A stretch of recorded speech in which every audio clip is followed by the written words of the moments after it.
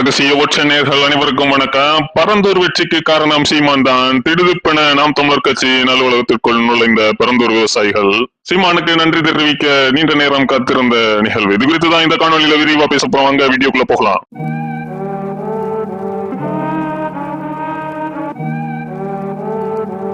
தமிழ்நாட்டு அரசியல் களத்திலேயே இயற்கை சார்ந்து இயங்கக்கூடிய ஒரே கட்சி அப்படின்னா அது நாம் தமிழர் கட்சி மட்டும்தான். அந்த அளவுக்கு இயற்கை வளங்களை பாதுகாத்து அடுத்த தலைமுறைக்கு கடத்துறது மட்டும்தான் ஒரு சரியான அரசியலா இருக்கும் அப்படிங்கிறத மேடைதோறும் பேசி இயற்கை நலன் சார்ந்த ஒரு கருத்தியலை முன்வைத்து சீமானவர்கள் கடந்த 16 ஆண்டு காலமாக அரசியலை நகர்த்திட்டு வர்றாரு. ரொம்ப முக்கியமா மத்திய அரசும் சரி மாநில அரசும் சரி இயற்கையை அழித்து கொண்டு வரக்கூடிய அத்தனை திட்டங்களையும் அதனால் பாதிக்கப்படக்கூடிய மக்களோடு நின்று சண்டை செய்யக்கூடிய ஒரே கட்சி நாம் தமிழர் கட்சி தான். அதுலயும் பரந்தூர் விமான நிலையத்தை எப்படியாவது கொண்டு வந்துடணும் அப்படின்ட்டு கடந்த பாசிச திமுக அரசு முயற்சி செய்த போது சீமானவர்கள் மட்டும்தான் ஒரு பெரும்படையை திரட்டிட்டு பரந்தூருக்கு போய் அங்குள்ள மக்களுக்கு ஆதரவாக நின்றாரு. அது மட்டும் இல்லாம அங்க பல்வேறு விதமான போராட்டங்கள் ஆர்ப்பாட்டங்களையும் நடத்தி நான் உயிரோடு இருக்கிற வரைக்கும் பரந்தூர் விமான நிலையம் வராது அப்படின்ட்டு ஒரு சவாலையும் விடுத்திருந்தார். அதை இப்போ நனவாகும் விதமாக முதல்வர் விஜயனுடைய தேவக அரசு இனி நாங்க பரந்தூர்ல விமான நிலையம் கட்ட போறது கிடையாது, நாங்க அந்த திட்டத்தை தூக்கி குப்பையில போடுறோங்கிற ரேஞ்சில நேற்றைய தினம் ஒரு அதிரடியான அறிவிப்பை வெளியிட்டிருந்தாரு. இது இப்போ அங்குள்ள விவசாயிகளுக்கு ஒரு மிகப்பெரிய மகிழ்ச்சியை கொடுத்திருக்கக்கூடிய சூழல்ல இன்றைய தினம் முதல்வர் விஜய் அவர்களை சந்தித்து நன்றி தெரிவித்தவர்கள். அடுத்ததாக நாம் தமிழர் கட்சியின் தலைமை ஒருங்கிணைப்பாளர் சீமானவர்கள் தான் எங்களோடு இதற்காக